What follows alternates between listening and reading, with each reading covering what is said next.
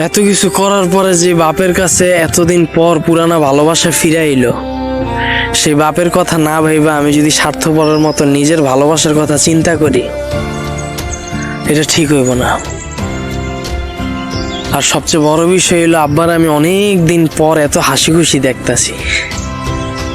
আব্বার হাসি খুশিটা না আমি কাইরা নিতে পারব না। মোনা, এসব তুমি কি বলছো? তোমার কি মাথা খারাপ হয়ে গেছে? আমি কি এখন তোমাকে স্যাক্রিফাইস করব?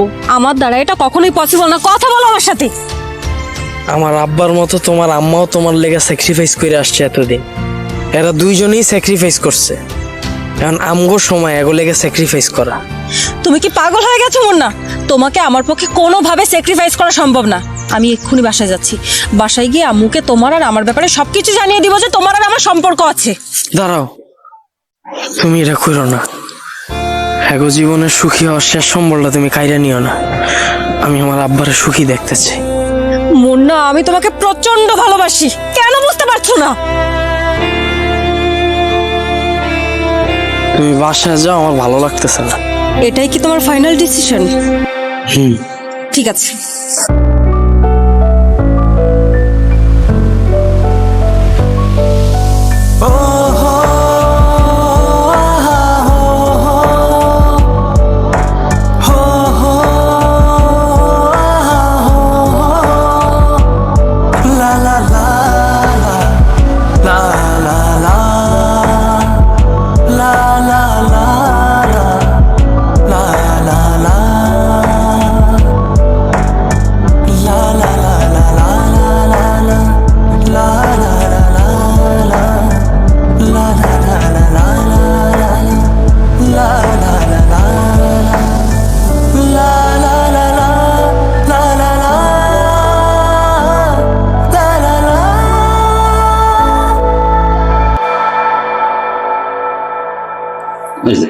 ফোন ধরে না।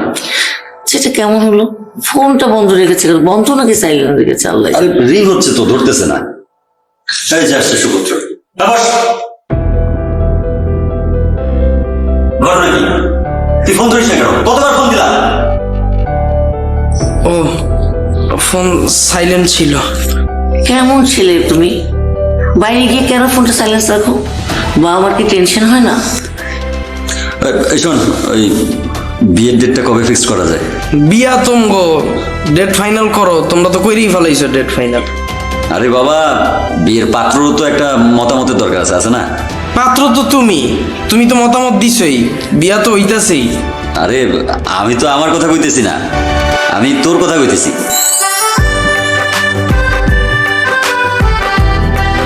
আমার কথা? তুই কি ভাবছিস আমরা কিচ্ছু জানি না?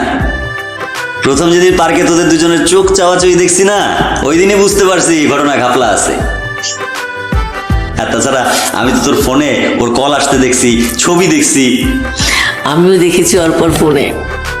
আমরা এতদিন কেন কিছু বলি না জানিস? দেখতে চাচ্ছিলাম তোরা দুইজন ব্যাপারটাকে কিভাবে হ্যান্ডেল করিস। অর্পার সাথে আমার কথা হয়েছে, তুই নাকি আবার স্যাক্রিফাইস করতে যাচ্ছিলি। বাবার জন্য নিজের ভালোবাসা স্যাক্রিফাইস করে দিবি? স্যাক্রিফাইস করার কোনো দরকার নাই, একদিনে দুইটা বিয়ে হবে। তোর আর অর্পাকে নিয়ে আমাদের কোনো আপত্তি নাই। তোমার মাথা কি ঠিক আছে না গেছে? একদিন আবার দুইটা বিয়া কেমন হইব? তুমি আর আন্টি যদি বিয়া করো তাহলে আমরা আবার ভাই বোন হয়ে যাবো না? আরে বাবা, থামো থামো। আসছো, তোমার কি মনে হয় তুমি আর অর্পার সম্পর্কে ভাই বোন হবে এটা জেনেও কি আমরা বিয়ের জন্য রাজি হতাম? কখনোই না। একটা ব্যাপার আমি তোমাদের দুজনকে ক্লিয়ার করি। অর্পাকেও বলিনি এতদিন, অর্পা আসলে আমার নিজের মেয়ে না, ও আমার বোনের মেয়ে।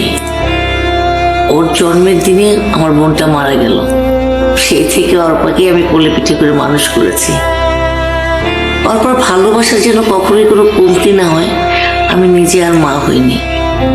যদি কমে যায় ভালোবাসা এই ভয়ে। এখন বলো, তোমরা কি এরপরে ভাই বোন হবে? তার মানে আমরা দুইজন ভাই বোন হব না?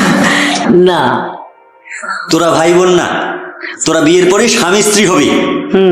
তোকে আর ওই বাপ্পারাজের মতো স্যাক্রিফাইস করতে হবে না। কিন্তু তোর তো মামা একটা বিচার আছে। কি বিচার?